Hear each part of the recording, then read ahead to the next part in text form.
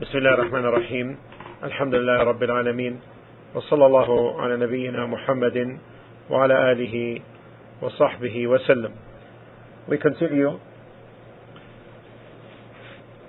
the explanation of the book of Tawheed, the beneficial saying of the book of Tawheed, and we have reached chapter number 11, and the chapter title is باب لا يذبح لله بمكان يذبح فيه لغير الله.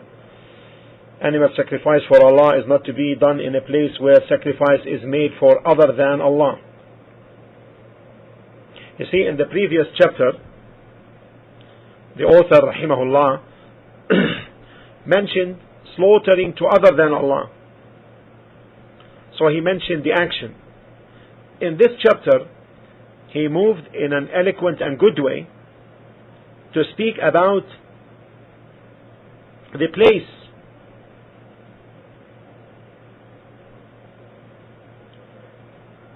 where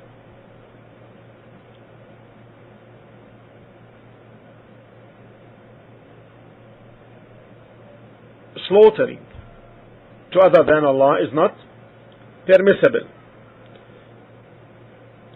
Like in a case someone may intend to slaughter for the sake of Allah, but then he takes a place where offerings are made to idols and images and you name it, then in this case it is not permissible. Because in this case there will be agreement with the mushriks in the apparent. Not only that, because in this also there will be an opportunity for shaitan, for Satan, to instill in the heart of the doer a bad intention, such that he believes that slaughtering in this place is better. That slaughtering in this place is better. So that's why the step taken by the author is very relevant and a good move. Then the author, rahimahullah, cited as a proof the following verse in Surah At-Tawbah, chapter 9, verse 107. في قوله تعالى, in the saying of Allah subhanahu wa ta'ala, والذين اتخذوا مسجدا ضرارا وكفرا وتفريقا بين المؤمنين وإرصادا لمن حارب الله ورسوله.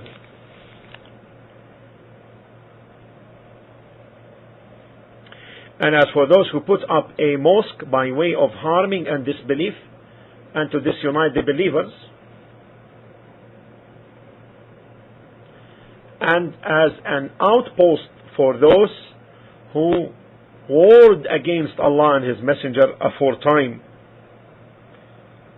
So therefore the hypocrites who put up their mosque in Medina, they intended first to have this setting of this mosque or the mosque itself as a way of harm, and that's why it is called Masjid al-Dirar, the Masjid of harm.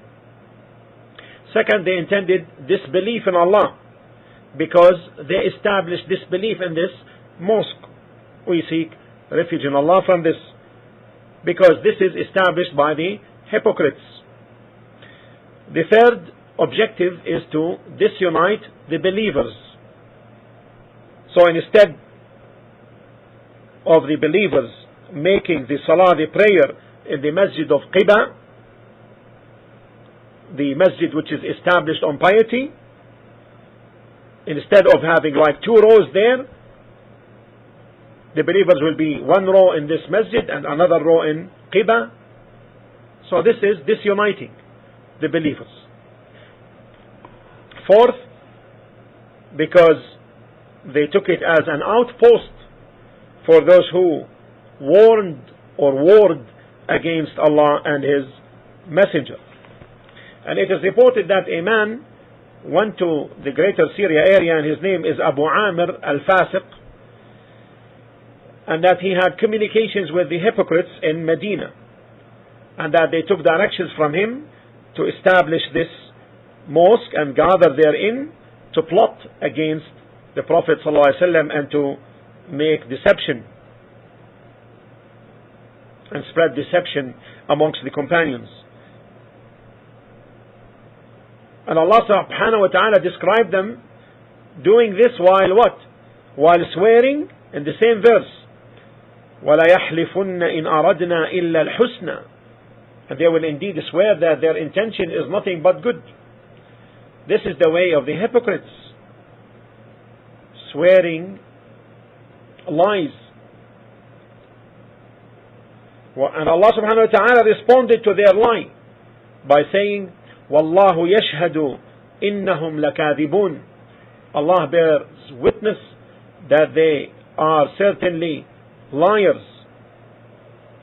So Allah subhanahu wa ta'ala bore witness that they lied, because what they conceal in their hearts, and which are only known to Allah, the knower of all the unseen. So this is which is concealed in them, in their hearts, is known, is a matter which is witness to Allah subhanahu wa ta'ala. As Allah mentioned in Surah Al-Munafiqeen concerning the hypocrites, 63:1, وَاللَّهُ يَشْهَدُ إِنَّ الْمُنَافِقِينَ لَكَاذِبُونَ.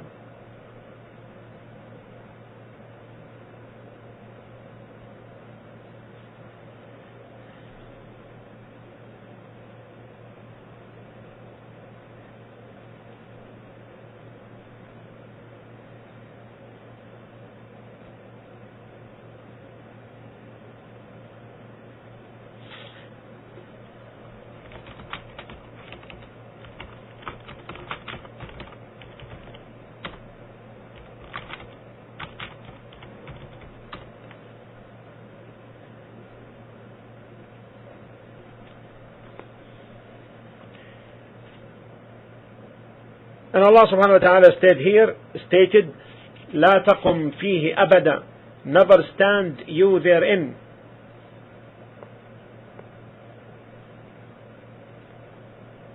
لمسجد أسس على التقوى من أول يوم أحق أن تقوم فيه. Verily the mosque whose foundation was laid from the first day on piety is more worthy that you stand therein to pray. Established on piety.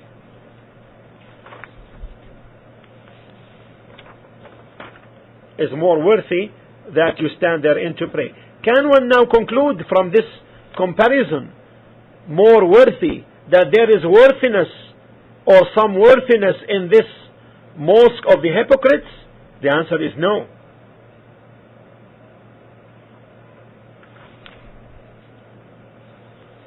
Because there is no right to establish this mosque of harm. This is similar to the saying of Allah concerning the people of paradise, as in Surah Al-Furqan 25-24. أصحاب الجنة يومئذ خير مستقرا وأحسن مقيلا.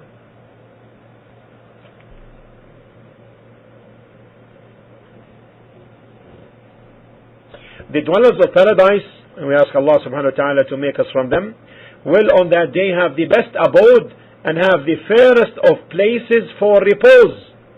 You see this? This fairest of places, this excellence, fairest of places. Can you conclude that there is some fairness in this other repose in hell? No, this doesn't in any way tell about this. This establishes the fact only.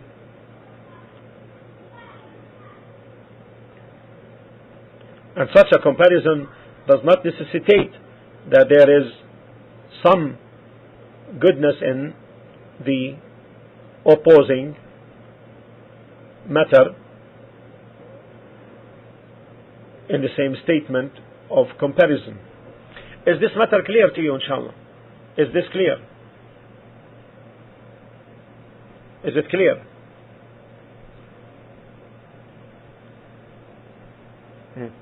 طيب. Then Allah described this place established on taqwa.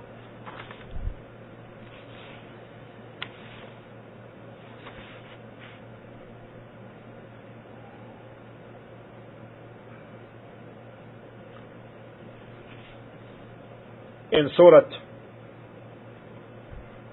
At-Tawbah, verse 107,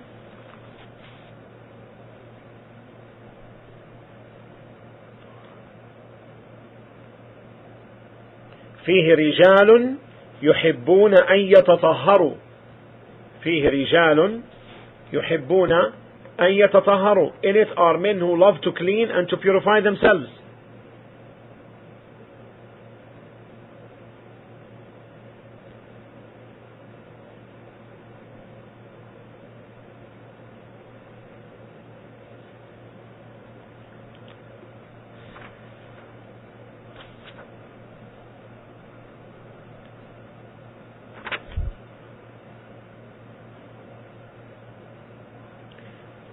This is in opposition to the state or to the situation in the hypocrite mosque, the mosque of harm, where it is filth, as Allah subhanahu wa ta'ala stated in Surah At-Tawbah, chapter 9, verse 95.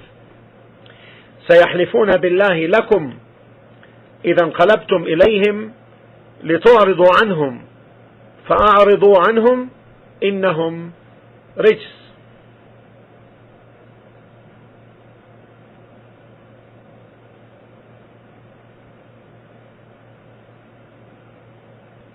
They will swear by Allah to you Muslims when you to return to them that you may turn away from them.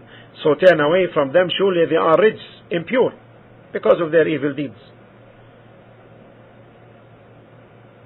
While in the masjid of piety, in it are men who love to clean and to purify themselves. Purify themselves. This comprises the purity of the heart from hypocrisy and enmity and hatred and the like. And also it comprises the purity of the body from filth, physical filth. And Allah subhanahu wa ta'ala stated at the end of the verse in 108, وَاللَّهُ يُحِبُّ الْمُتَطَهِرِينَ وَاللَّهُ يُحِبُّ الْمُطَّهِرِينَ. And Allah loves those who make themselves clean and pure. This is true love. This affirms that Allah subhanahu wa ta'ala loves, and this is one of His attributes which fits His majesty and greatness, and it does not resemble the love of the created beings. While the people of negation claim that what is intended by this love here is reward, or the intent of reward, and this is wrong. Now, what is the relevance of this ayah which we discussed? What is the relevance of this ayah to the title of the chapter? This is because the masjid of harm, of dirar, was established to what? To establish sin and disbelief and disunity amongst the believers. That's why the Prophet ﷺ forbade to stand there in prayers. Yet the person's prayer is for Allah. So this indicates that every place where Allah subhanahu wa ta'ala is disobeyed therein is not to stand there in prayer. This masjid was taken for salah, but it is a place of sin, and thus salah is not to be established in it. So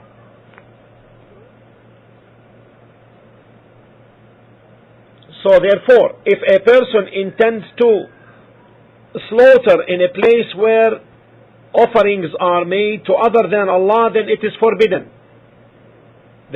forbidden. Because this resembles the prayer in this masjid of dirar, of harm, of the hypocrites.